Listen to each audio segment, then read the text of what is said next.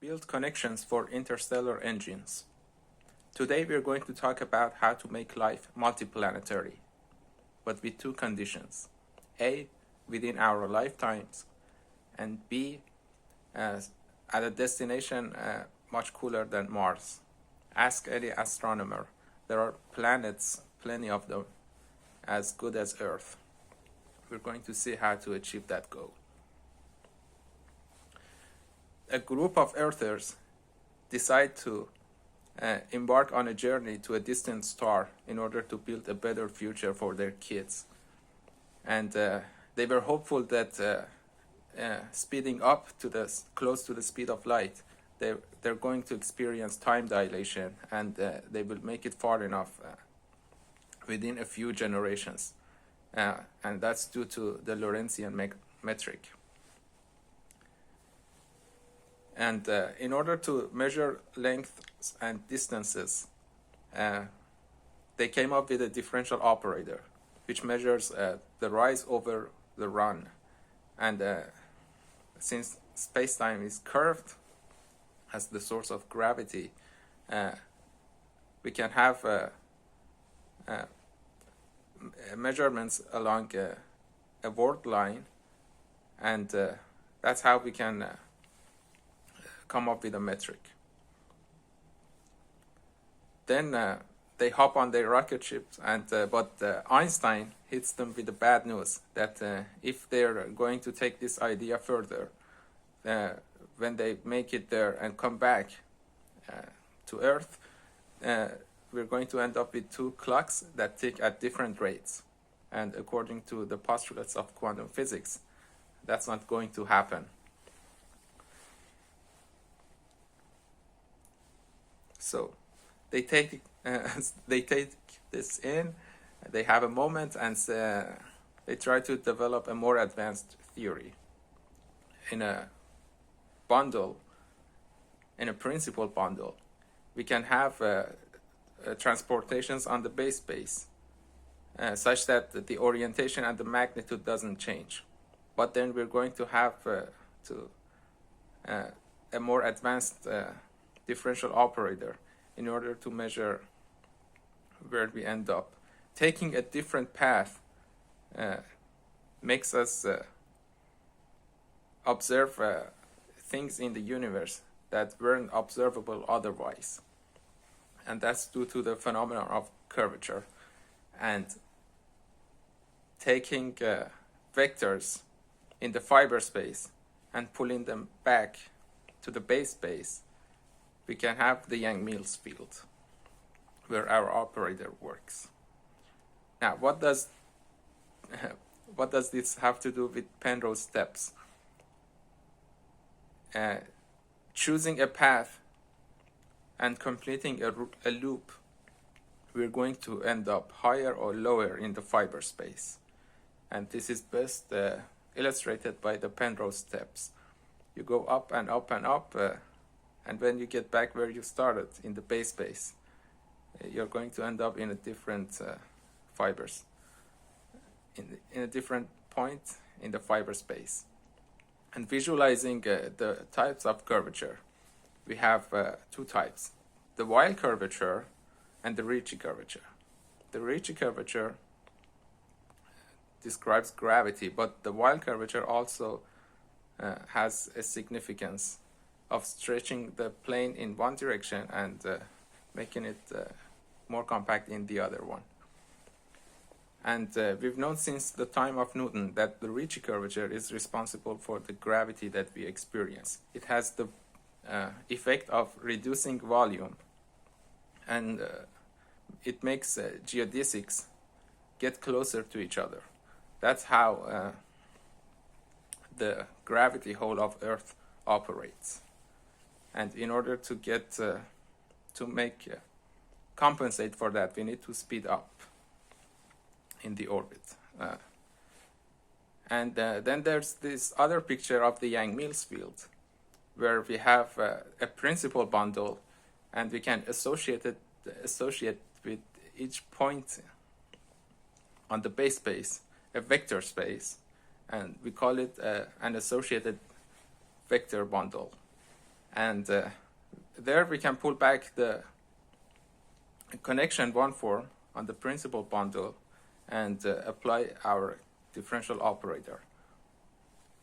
The first person who proposed this idea was Maxwell. He connected the idea of light and electromagnetism, and he used connection one forms, and then he built curvature two forms, and it was the beginning of the Yang-Mills theory, which explains force carriers other than gravity. Now, taking a non-trivial path due to curvature, we're going to have to displace within the fiber space, and it's tightly closely related to the path that we choose. So it's important to note that in order to get out of the flatland, we need to be conscious about our path. In 1959, Aharonov-Bohm had this experiment where the electromagnetic field strength is 0. Then the connection one form is has a very important role, and so that's experimentally surprising. Now, in a principal bundle, we can have this effect of curvature visualized by the Hopf vibration. GDP is the measure of final goods and services produced within a year within a country. It's a good measure for comparing the standard of living between two countries.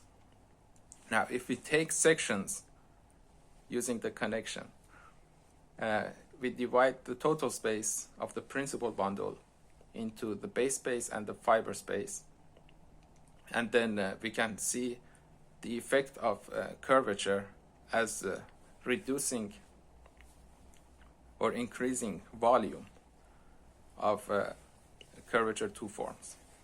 So we can have something like the figure where the volume of each country changes based on the structure action.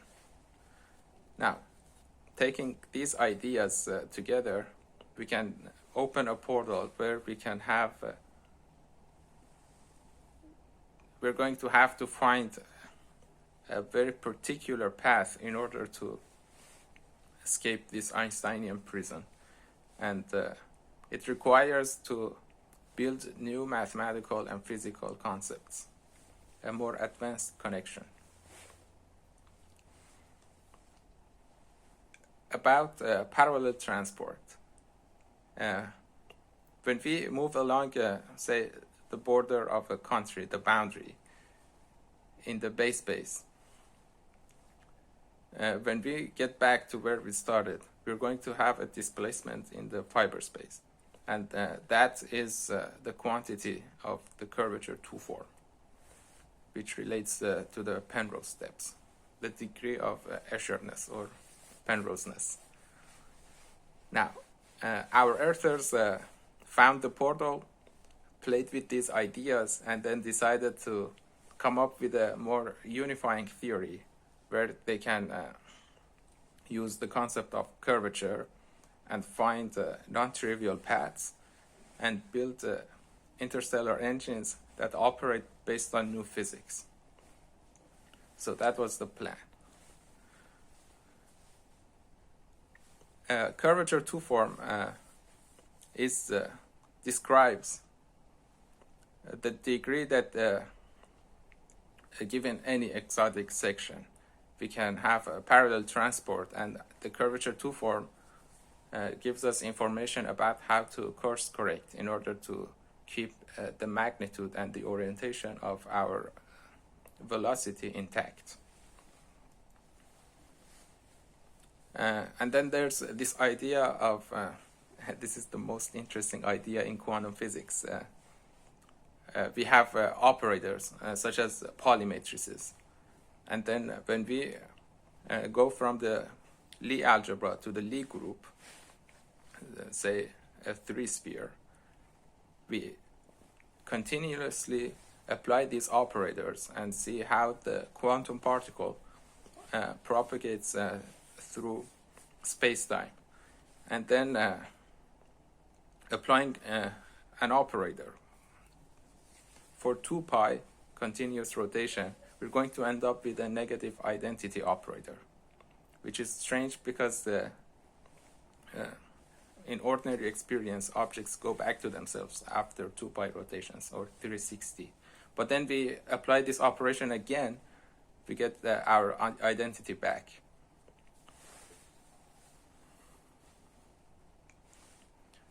Finding New Hope, they try to understand the effect of curvature as a lens having an effect on the light rays from the past to the future, and where the observer can see this best is where light rays come to the observer as form limited by a sphere. And to build such an interstellar engine, we play with these ideas and, for example, come up with things that come to us naturally, such as reinventing robotics, because it's all about rigid body transformations and taking advantage of covariant derivative and left invariance property of Lie groups. Now, spreading out into the universe, locally, it's about the Ricci curvature, which has the effect of a magnifying lens for the observer. For example, looking at the sun through a camera that can detect neutrinos. Nighttime would be a good time. But the Weyl curvature has also a significant role. And taking the journey in such a vehicle has the feeling of first there's a sharp contrast between the past and the future, and then as you speed up, you're going to feel like the past and future are going to vanish, which is the arrow of time, and then we're going to have a much easier time to imagine complex lengths and distances. Now, these ideas come together in a theoretical framework best visualized by the graph, the wall, and the tome, the GWT, which stands for the graph by Ed Witten, the wall at the Stony Brook University, and the road to reality by Sir Roger Penrose. First, we see what's in the graph. There are 3 fundamental observations about reality. First is this Einsteinian spacetime, which is 4 degrees of freedom. And then we use lengths and distances and angles. We come up with a differential operator, which is covariant. Measures compensates for the curvature. And then at each point of the spacetime, we have the Yang-Mills field, where we use the connection in order to explain force carriers other than gravity, for example, electromagnetism. And then we're going to have some spinorial vector fields that are responsible for the existence of matter. And sections of complex line bundles on these associated vector bundles are the right way to think about quantum physics in curved spacetime. On the wall, we have the Yang-Mills field, and then we see that the connection A plays such an important role. And then we can have also curvature in the Einstein equation, which where there is a Ricci curvature on the left side and matter on the other side, and these two relate by the phenomenon of curvature. And then we have the experiment of Aharonov-Bohm, where the gauge potentials are the crucial important components and the Maxwell fields, which were the seed where it all began, this whole line of thinking. And that's how we can connect these theories and then think about what's the most complex connection that can unify these ideas. Now, in order to build tools and automate away some of these concepts in order to play with these ideas and find the right connection, we have sections in the tome: vector fields and one-forms, manifolds and coordinate patches, parallel transport. We have covariant derivative, and there are other subsections that are important in order to build the tools. We have curvature and torsion. We have bundle curvature. We have Lorentzian orthogonality, which explains the clock paradox. And we have finally the Maxwell field, explained as gauge potentials or vector potentials. And these are the most basic elements that we need in order to theorize about how to escape this planet. Now, connecting these ideas, on the left side we have gravity, and on the right side we have electromagnetism. And there are analogous terms between the two. We have, as the source of gravity, we have matter and energy, E equals mc squared. And we have, as the source of electromagnetism, the charge. And we have the gauge fields in the electromagnetism, and the analog to that would be the metric, which begs the question: is this the metric that's primary, or it's the connection?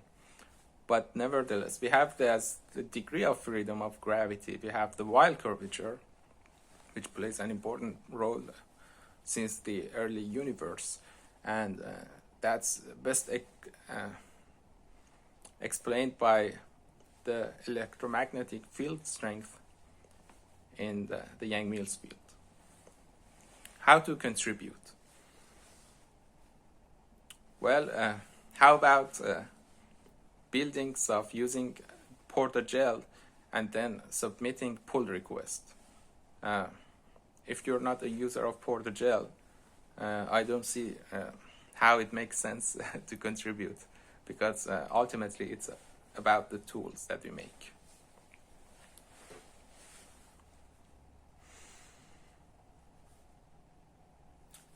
Here we argued about what is the curvature two-form geometrically, which is denoted by f sub a. And then we argued about what is r sub mu nu and r geometrically, which is the Ricci curvature and the scalar curvature. In order to make a convenient computations, we take the trace of the Ricci curvature and break it into the trace-free and the scalar components. And these two relate by the connection.